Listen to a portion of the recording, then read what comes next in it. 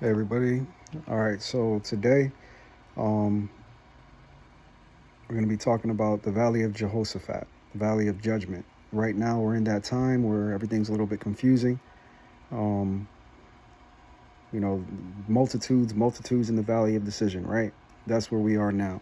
So um, for everybody looking for truth, for the seed of Jacob, Abraham, Isaac, and Jacob, for the true Hebrews, um, and everybody that's going to be helping them out and that's attached to them. May Yah bless you and keep you. May Yah let his face shine upon you. May Yah be gracious unto you and look upon you kindly and give you peace. So today, as I said, Valley of Jehoshaphat, we're going to start off talking about idol worship, right? So Yah hates idol worship. Um, idol worshiping had its beginning, and we're told exactly when that beginning is in the book of wisdom. That's why they took the book of wisdom out of the Bible. It was in all of our holy Bibles before in the 1611 King James, and they took it out. So it describes the origin of idol worship. So we'll read through some of that today. The end is much closer than you and I realize. They are herding people like sheep into religion and religious groups using fear tactics and hate. Um, One person claims to be a Christian, the next person claims to be a Muslim, and Yah will destroy them both. There is a divine order to creation, and right now everything is without form and void, just like it was in Genesis 1, verse 2. Tovu vabohu. So before we read the following verse, I just want to bring out one word and provide you with the definition of one word, and that word is wantonness. Obviously, that word's going to be in the verse, but in order to understand and comprehend the whole verse and what it says, I just want everybody to comprehend, understand that word wantonness and what it means. So, wantonness is a behavior. This is the definition: behavior that lacks discipline, restraint, or moral control, often characterized as reckless disregard for the consequences or safety of others. Wantonness, reckless disregard for the consequences and safety of others. Can you think of a people group that has been wanton here in the United States, right? Reckless disregard for the consequences and safety of others, right? They've subjected other people. So in the following verse, we can see that wantonness comes from idol worship. Religion is holding us back from the complete truth.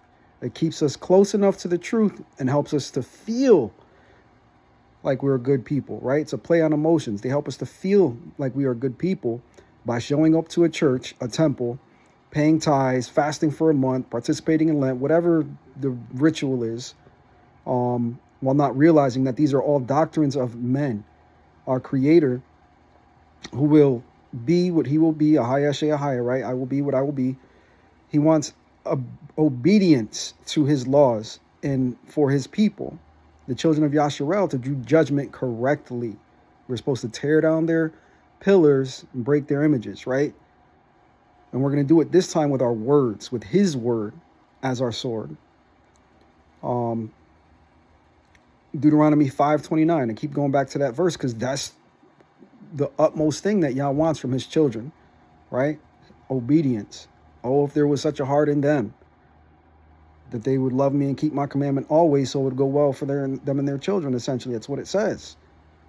But because we continue to participate in idol worship, Christianity, Islam, Hinduism, whatever the religion is, we are effectively, as a society, building the Tower of Babel, and we don't realize it. So the verse, here it goes. It's Wisdom, verse 14, or chapter 13, verses 9 through 14. The book of Wisdom, chapter 14, verses 9 through 14. And I'm reading out of the NABRE today.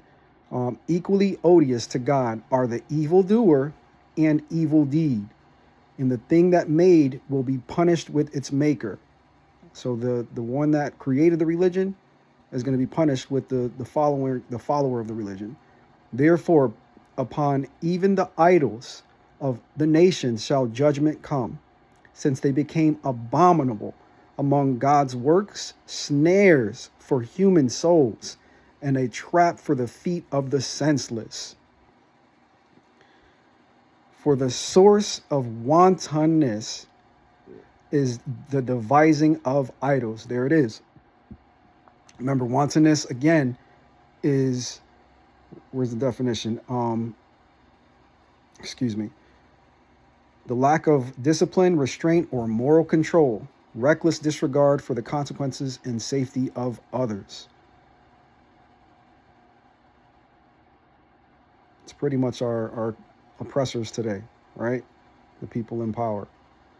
For the source of wantonness is the devising of idols, and their invention a corruption of life. We're not supposed to be living like this because we follow idols and we were given Christianity. Remember, Christianity was given to us by our oppressors. They said, here, eat this. Here, live this way. Oh, be a slave to your master. It's a corruption of life. We're not supposed to be working for 40 to 50 years. Maybe, if you're lucky, get 5 years to enjoy life. And I use that word enjoy very loosely, because by that time you're old and you've lived life poisoning your body, eating bacon, egg, and cheeses, eating pork rinds, eating pork chops, shrimp Alfredo, this, right? All the stuff that Yah told us not to eat so that you can have health and not have cancer, because cancer comes from parasites. And parasites is in all that food that I just listed, right? Anyway, remember, before the Exodus, Yah destroyed the idols of Egypt one by one, right? Each plague was attached to destroying some sort of idol worship that they were dealing with in Egypt. It's going to be the same thing again. And Jesus, he's one of the main idols of our day. I don't know how people don't see it. You know, they're pushing people through politics, through the news, through movies. You know, all these celebrities. Oh, I believe in Jesus now. I gave my life to Jesus. You guys don't see it? They're getting everybody. They've exposed us to it's like we all have Stockholm syndrome. They've exposed us to the lie long enough where now they're using fear to push you into one of these religious groups. And remember, Yah is not a man that he should lie, or a mortal who feels regret. God is not one to speak and not act, to decree and not bring it to pass. Numbers 23:19, right? You're going to continue to wait another 2026 years for this idol of yours to show up when he's not? They lied. They lied. Wake up. The New Testament was written by Greek playwrights, Menander, Homer. The Piso family put it all together. This is knowable information. It's out there. But if you want to choose to wait on Superman or the Easter Bunny or whatever else they throw in front of you, go for it. But it's not going to work out in your favor. And the regular Bible says that. That's the strange woman that's being spoken about all through Proverbs. Everything is a little bit hidden. You got to work for it to understand, right? Yah gives us metaphors and highest thing. It doesn't hide that deep. You just got to spend a little bit of time. He didn't tell us seek his face for no reason. All right. So as I was saying, Jesus' character, a weak substitution for the creator. They glued a false doctrine and man-made traditions onto the Hebrew oracles given to the seed of Abraham, Isaac, and Jacob. All right, so let's dig into this Jesus character a little bit. I'm not going to touch on it too much, but I'll get into it a little bit just to show you, and I'll do this. I try to do this all the time, just show you guys a little bit here and there. I know it's a lot to take in. I know a lot of people built their whole life around this fake character, but it is what it is, right? This was our punishment because of the sins of our forefathers. We didn't want to worship Yah the correct way before.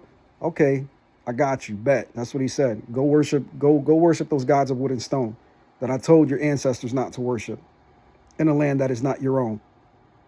All right, Colossians, and I hate reading from the New Testament, but I'm going to do it today.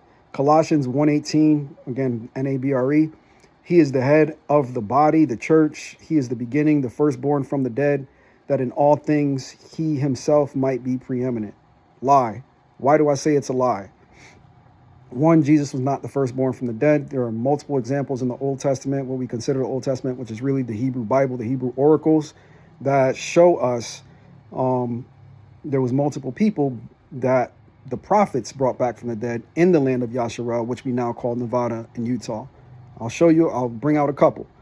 1 Kings 17, chapter 17, verse 17, going to verse 22. This is Elijah, right? Sometime later, the son of the woman, the owner of the house, fell sick, and his sickness grew more severe until he stopped breathing. So she said to Elijah, "Why have you done this to me, man of God? Have you come to me to call attention to my guilt and to kill my son?" Remember, this is when he was staying with the widow. Elijah said to her, "Give me your son." Taking him from her lap, he carried him to the upper room where he was staying and laid him on his own bed, on Elijah's own bed. He called out to the Lord, "Lord, my God, will you afflict the widow with whom I am staying by killing her son?" Then he stretched himself out on the child 3 times and called out to the Lord, "Lord, my God, let the life breath return to the body of this child." The Lord heard the prayer of Elijah. Remember, man of God. The life breath returned to the child's body and he lived. So that's number 1, right? He was dead, lived again. And again, we're going to go to 2 Kings chapter 4, verses 19 through 35. I'll try to get through it quickly enough. He said to his father, my head. And his father said to the servant, "Carry him to his mother." The servant picked him up and carried him up to his mother. He sat in her lap until noon and then died, right? Okay, so now there's death. She went upstairs and laid him on the bed of the man of God, closing the door on him. She went out and called to her husband, "Let me have one of the servants and a donkey. I must go quickly to the man of God, and I will be back." He asked, "Why are you going to him today? It is neither the new moon nor the Sabbath," right? I guess that's when they used to go visit the prophets. But she said, it is all right. When the donkey was saddled, she said to her servant, "Lead on, do not stop my donkey unless I tell you." She kept going until she reached the man of God on Mount Carmel. When he saw her at a distance, the man of God said to his servant Gehazi, "There is the Shunammite. Hurry and meet her and ask if everything is all right with her husband, and with the boy." "Everything is all right," she replied. But when she reached the man of God on the mountain, she clasped his feet. Gehazi came to her and pushed her away, but the man of God said, "Let her alone. She is in bitter anguish, and the Lord hid it from me and did not let me know." And she said, "Did I ask my Lord for a son? Did I not say, 'Do not mislead me'?" Right? Because I believe this was Elisha prophesied to this lady that she was going to have a son. And she was just like, "Don't tease me," or whatever. You guys can go and read it. Do not mislead me," he said to Gehazi. "Get ready for a journey. Take my staff with you and be off. If you meet anyone, give no greeting, and if anyone greets you, do not answer. Lay my staff upon the boy." But his mother cried out, "As the Lord lives, and as you yourself live, I will not release you." So he started back with her. Meanwhile, Gehazi, the servant, had gone on ahead and laid the staff upon the boy. But there was no sound, no response. He returned to meet Elisha and told him, "The boy has not awakened." When Elisha reached the house, he found the boy dead, lying on the bed. He went in, closed the door on them both, and prayed to the Lord. Then he lay upon the child on the bed, placing his mouth on the child's mouth, his eyes upon the eyes, and the hands upon the hands. And Elisha stretched himself over the child. The boy's flesh became warm. He arose, paced up and down the room, and then once more stretched himself over the boy, and the boy sneezed 7 times and opened his eyes. All right, so that's number 2. I know, it was a little bit much, but I just want to prove to you, Jesus, it's a story. He's not the firstborn of the dead. There was at least three separate instances where prophets, Elijah and Elisha, brought people back to life. Number 3, this is 2 Kings chapter 13, verse 21. Once some people were burying a man when suddenly they saw such a raiding band. So they cast the man into the grave of Elisha, and everyone ran off. But when the man came into contact with the bones of Elisha, he came back to life and got on his feet. So even from the dead, when Elisha was dead, his bones were so righteous that they were able to bring a dead man back to life that was thrown into his grave on top of his bones. So clearly, as we can see from those three witnesses, those three examples, Jesus is not the firstborn of the dead. It's a story that they tell so that the narrative works, which is why they've taken so many books out of, what we consider the Holy Scriptures. And it's also why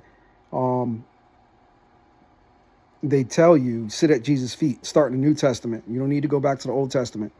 They don't want you to know the truth. And the truth is right in everybody's hands. Continuing. All right, so whenever Yah does bring his people back to life in the land of the living, right?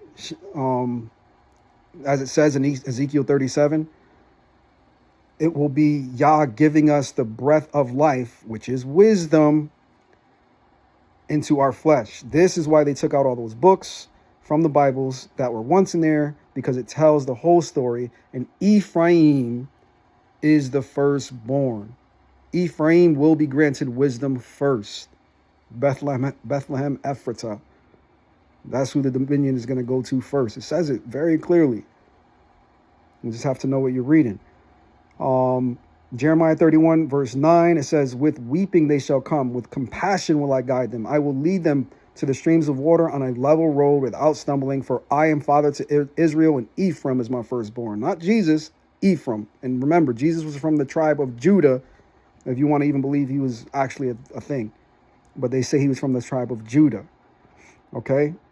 But it very clearly says in Jeremiah 31:9, Ephraim is his firstborn. Right? All right, so now for the image part. In Colossians, New Testament again, 1:15, chapter 1, verse 15, it says, he is the image of the invisible God, the firstborn of all creation. Again, false. He is not the firstborn of all creation. Wisdom was the firstborn of all creation, and she tells you directly in the book of wisdom. And I've gone over this in previous videos. Wisdom is the breath of life that was breathed into the nostrils of Adam. When he says, let us make man in our image, he's talking to wisdom. All right. All right. So the book of wisdom, chapter 7, verses 25 and 26. For she is a breath of the might of God and pure emanation of the glory of the Almighty. Therefore, nothing defiled can enter into her, for she is the reflection of eternal light, the spotless mirror of the power of God, the image of his goodness. It's right there. Wisdom chapter 7, verses 25 and 26. So the book of wisdom, written by King Solomon, who wisdom was granted unto, also the book of Ben Sira and the book of Proverbs, all refer to her as a she. And it says she is the image of his goodness. It doesn't say he, and it cannot be both. Let me just reiterate, it cannot be both. A she is not a he, and a he is not a she. Maybe in 2026 is, but you know what I mean. A he is not a she. You cannot confound the two. You cannot confuse the two. They had to take out the book of wisdom in order for the narrative of Christianity to work. It's just that simple. Christianity doesn't line up with the Torah. The book of wisdom lines up 100% with the Torah. If it doesn't line up with the Hebrew Bible, it's fake. When Yah once again restores his people, they will all be given wisdom. And that's the beauty of everything. That is why the covenant, that's what the covenant of peace is all about. That is the rainbow aura. It's everything, right? You must seek wisdom first. And above all, seek understanding. Why do you think they perverted with the LGBTQ and the rainbow flag? Because they know the rainbow aura is what's going to be given to Yah's people. It's the last mockery that they can do, right? Yah hates pride. What do they call it? Pride Month. Rainbow. Hello, wake up. They're trying to, it's what Balaam saw in Numbers 24 when he saw the tents. You know, remember when Balak was trying to use Balaam to curse the children of Yasharel, Balaam saw, he's like, oh, how beautiful are your tents. He knew what the end was going to be, and he prophesied about it. Numbers 24, go check it out for yourself. So my question is that you guys have to ask yourself and ask the Creator, ask Anybody that's telling the truth, it cannot be both. Jesus can't be the image of the visible God, and wisdom cannot be the image of God. It can't be both. One is a he, one is a she, and you must decide, take it to your creator and ask him to reveal it to you. But the answer is here. Knowledge has increased and pride is budded. So time is coming close. Valley of Jehoshaphat is here. We are in that time. Multitudes in the valley of decision. All right, let's go. Let's go to, let me see. I'm going to go to Ben Sira, another book that they've taken out of the Bible that was once in the Bible, also called Ecclesiasticus. Ben Sira, the son of Sirach, also called Ecclesiasticus. It was in the Bible. So this is chapter 6, verse 18 through 33. It says, "My child, from your youth choose discipline. And when you have gray hair, you will find wisdom. As though plowing and sowing, draw close to her. Then wait for her bountiful crops. For in cultivating her, you will work but little, and soon you will eat her fruit. She is a rough ground to the fool." Notice how it's using like that agricultural imagery, right? We're supposed to cultivate wisdom. We're supposed to work, toil in wisdom, toil in the things of wisdom, right? By the sweat of our brow, we shall live. We shall eat. Come on now. She is a rough ground to the fool. So the fool's not even going to touch her. They're not going to break the ground. It's not going to break up the fallow ground. The fool's not going to understand. The stupid cannot abide her. She will be like a burdensome stone. She's a burdensome stone because she destroys the narrative of Christianity. She will be like a burdensome stone to them, and they will not delay in casting her aside. They're going to say these books are false, right? They're going to say that they're going to believe in their canon of 66 books that they want to believe in. They're going to cast wisdom aside, and it's going to be to their detriment. But for the seed of Jacob, I know these words are true. You guys know these words are true. Let them pierce your heart and penetrate your soul and impregnate you with wisdom, because that's the whole point. For discipline is like her name. She is not accessible to many. Listen, my child, and take my advice. Do not refuse my counsel. Put your feet into her fetters and your neck under her yoke, right? What do they say in Christianity? Oh, well, pick up your cross and follow me. No, don't do that. Put down that cross and don't follow him. Follow wisdom if you want to live, if you want wisdom breathed into your nostrils. With all your soul, draw close to her, and with all your strength, keep in her ways. Inquire and search, seek and find, and you will get hold of her. Do not let her go. Thus at last you will find rest in her, and she will become your joy. Her fetters will be a place of strength, her snare a robe spun of gold. Her yoke will be a gold ornament, her bonds a purple cord. You will wear her as a robe of glory, right? Ephraim, firstborn, robe of glory, garment of many colors. Hello, wake up, let's go. And you will bear her as a splendid crown. If you wish, my son, you can be wise. If you apply yourself, you can be shrewd. If you are willing to listen, you can learn. If you pay attention, you can be instructed. There's a lot of ifs in there. It's up to you.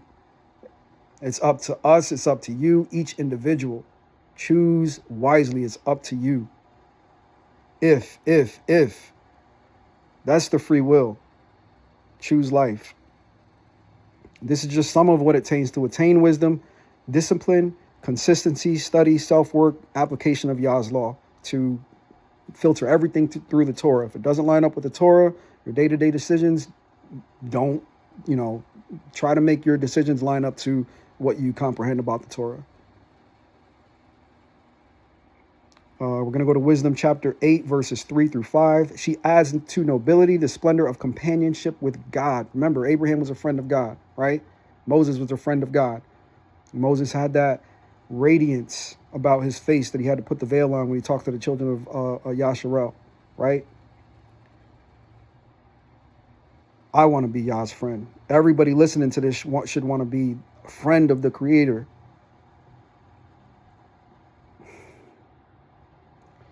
Even the ruler of all loved her, for she leads into the understanding of God and chooses his works. If riches are desirable in life, what is richer than wisdom, who produces all things? Again, Wisdom chapter 8, verse 8, we'll keep going. Or again, if one yearns for a wide experience, she knows of the things of old and infers of things to come. She helps you to understand things, right? She helps you to understand the world that you live in. She understands the turns of phrases and the solutions of riddles. She gives you insight. She helps you to understand those metaphors and the proverbs and the Psalms and the deeper things of Yah's Torah and the deeper things of this world. Signs and wonders she knows in advance and the outcome of times and ages. Excuse me. It's why I'm able to speak so comfortably. And I'm not saying I'm wise or anything. I'm just saying I've read these books and I understand a little bit of what's to come. The judgment of Yah, right?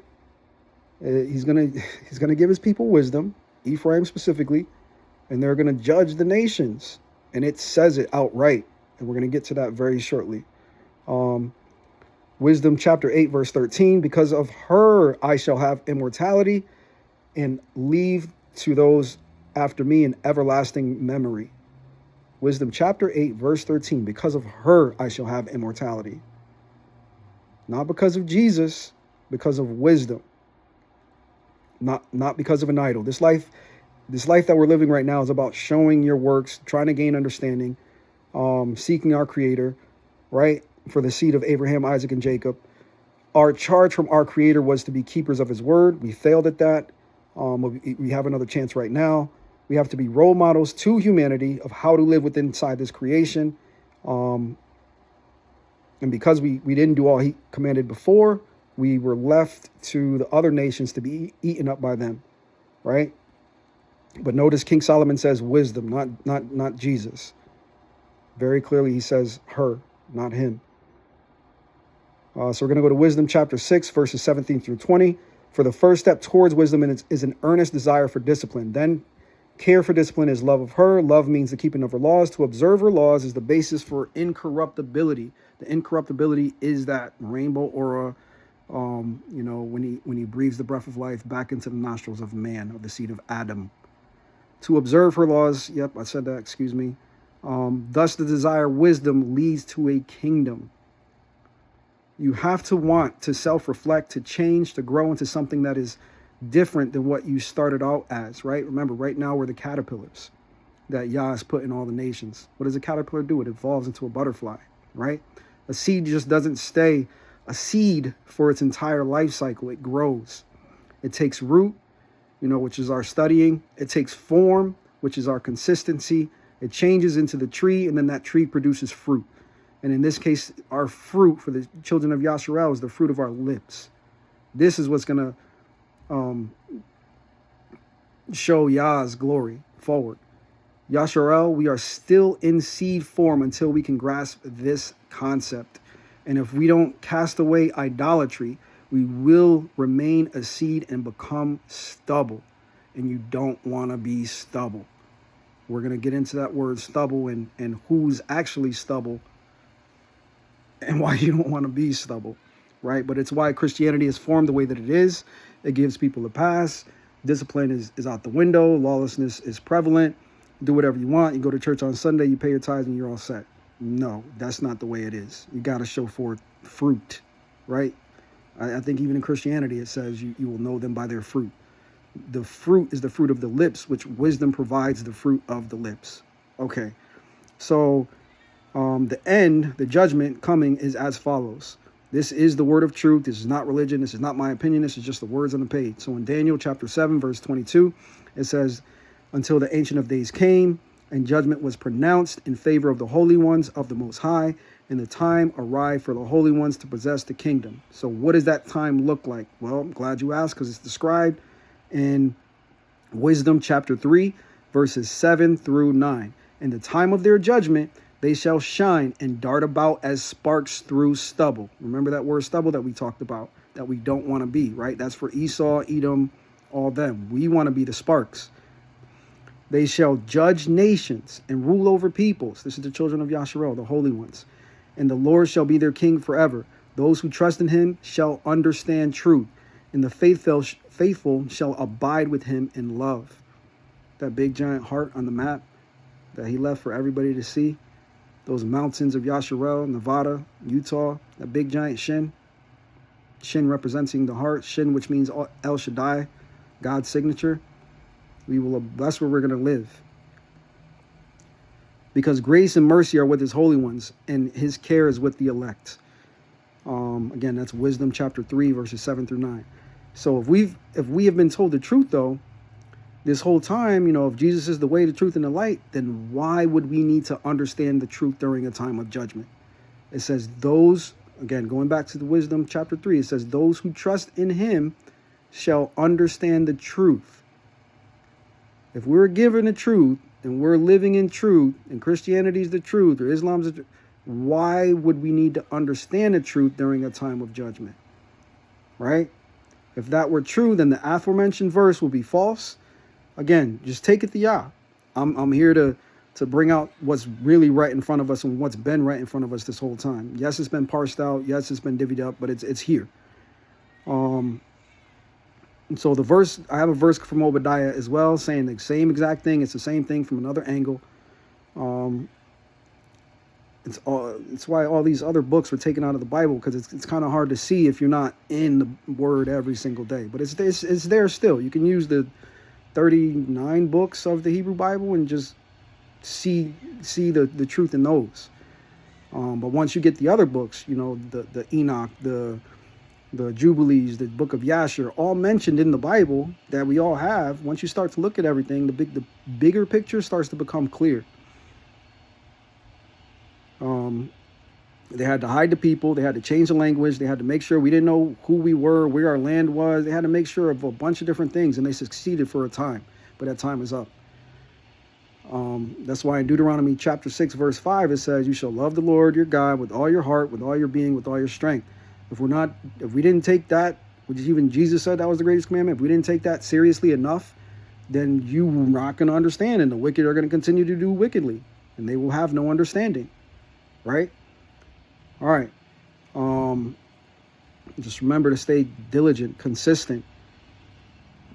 So, again, that verse from Obadiah that I was talking about, it's Obadiah chapter 1. There's only one chapter. Verse 18. The house of Jacob will be a fire, the house of Joseph a flame. Remember, Ephraim's the firstborn. Ephraim was the son of Joseph. He's the one that got the blessing and the birthright passed on. The house of Joseph a flame, and the house of Esau for stubble. They will set it ablaze and devour it. None will survive of the house of Esau, for the Lord has spoken. All right, remember, you don't want to be stubble. Separate yourself from the house of Esau, the house of Edom, the Christianity. You don't want to be in that when the time comes, right? And again, the same judgment from another angle. Wisdom chapter 5, verse 21 and 22. Well-aimed bolts of lightning will go forth, and from the clouds will leap to the mark as a well-drawn bow. And as from a sling, wrathful hailstones shall be hurled. We are the hailstones, we are the lightning. All right, the children of Yasharel. That's why Yah's allowing it to play out the way it's playing out now, because, right now we're still getting shot by the cops, hung on trees, beaten in the bag. It's all coming to an end very soon. They know this better than we do. We just got to wake up and cry out to our Creator. And they know we're going to wake up soon. The waters of the sea will be enraged, and flooding rivers will overwhelm them. The waters of the sea will be enraged. It's metaphorical. The bolts of lightning are Yah's people, endowed with wisdom, the breath of life. Now that we know that Ephraim is the firstborn, right? As I brought out earlier, Jeremiah 31:9, we can see that whenever Yah wills it, or we call out, we do what we're supposed to do. We will be the spark that burns through the stubble. Ephraim is Yah's arrow. It's not just me saying this. This is the scripture. Zechariah chapter 9, verse 13 through 16. For I have bent Judah as my bow. I have set Ephraim as its arrow. I will arouse your sons, O Zion. That's the children of Yasharel. Against your sons, O Yavon. That's the children of Greece. That's our oppressors, the Ashkenazis. That's why they're so scared, and they try to write into so many laws, anti-Semitism, that can't talk about us. They know what's coming. They know what they did. And I will use you as a warrior's sword. The Lord will appear over them, the children of Yasharel. God's arrow will shoot forth as lightning. Okay, there it is right there. Ephraim is God's arrow, and we're the lightning. The Lord God will sound the ram's horn and come in a storm from the south. The Lord of hosts will protect them. They will devour and conquer with slaying stones. Those are the hailstones that we just talked about from the book of wisdom, right? It's the same judgment, just from different angles. But you get to see the picture a lot clearer when you know what you're looking for. They will drink and become heated as with wine. They will be like full like bowls, like the corners of the altar, and the Lord God will save them. It doesn't say Jesus will save them. It says the Lord, their God, will save them. Yah Yasha. That's who we need to be calling on. Yah is salvation. For like gemstones of a crown, they will shine on the land. All right. So it's why there's so much hostility right now in the world. It's manufactured hostility that, it's the sons of Zion getting ready for the sons of Greece. The imposters. The Ashkenazi. They even tell you, Ashkenazi, just go trace Ashkenazi's line. They come from Javan, which is the father, I believe, of Gomer, which is the father of Ashkenaz. So you cannot be an Ashkenazi Jew, because a Jew is from the tribe of Judah, right? And Judah comes from Shem, not Ashkenaz, not Gomer, not Javan. It's a misnomer. And we were just too overwhelmed and too busy to really sit down and realize it. But Zechariah 9:13 becomes a reality once we cry out, once we start living his word and doing his word. We will hear, we will do. Exodus 24:7. Beyond, excuse me, I'm sorry. So, immortality. Let's get into that a little bit. Wisdom chapter 7, verse 10. Beyond health and beauty, I loved her, and I chose to have her rather than the light, because her radiance never ceases. The radiance of wisdom. Your people will all be just. This is Isaiah 60, verse 21. Your people will all be just. For all time they will possess the land. That hasn't happened yet, right? They are the shoot that I planted, the work of my hands, that I may be glorified.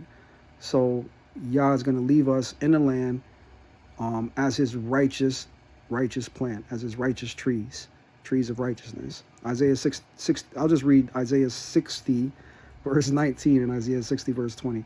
No longer shall the sun be your light by day, nor shall the brightness of the moon give you light by night. Rather, the Lord will be your light forever. Your God will be your glory. No longer will your sun set or your moon wane, for the Lord will be your light forever, as in the days of your grieving will be over. It is almost up.